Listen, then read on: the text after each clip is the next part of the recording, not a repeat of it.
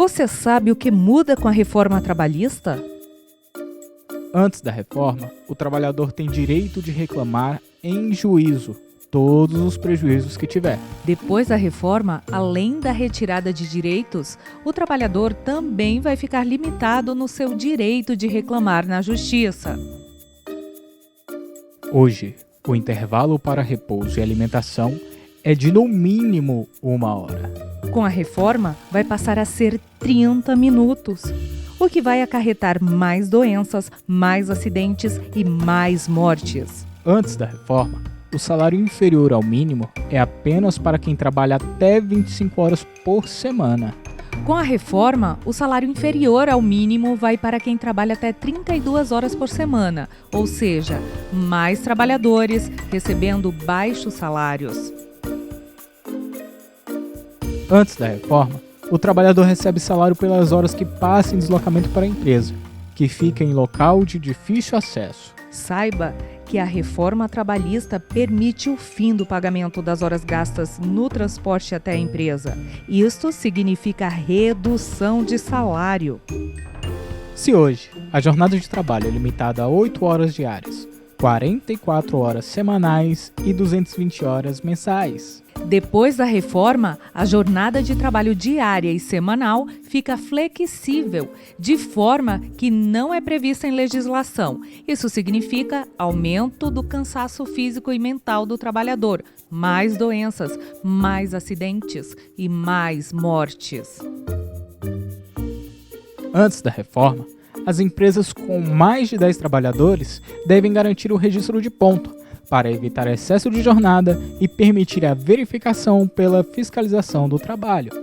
A reforma possibilita outra modalidade de registro de jornada, o que quer dizer aumento de jornadas exaustivas, aumento considerável de fraudes, além de maior número de acidentes, mais mortes e diminuição do convívio familiar. Antes da reforma, a lei permite negociação somente de condições mais benéficas para o trabalhador. Mas com a reforma, a negociação é sem limites, mesmo com prejuízo ao trabalhador. Isto significa redução de salário, mais danos à saúde e aumento do número de mortes. Antes da reforma, a terceirização é permitida somente em algumas atividades, pois já é reconhecida como prejudicial ao trabalhador.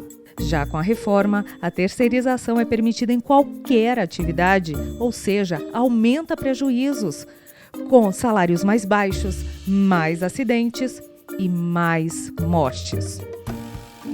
Antes da reforma, a CLT é garantida para todos os trabalhadores e acordos e convenções coletivas podem negociar cláusulas mais benéficas para o trabalhador.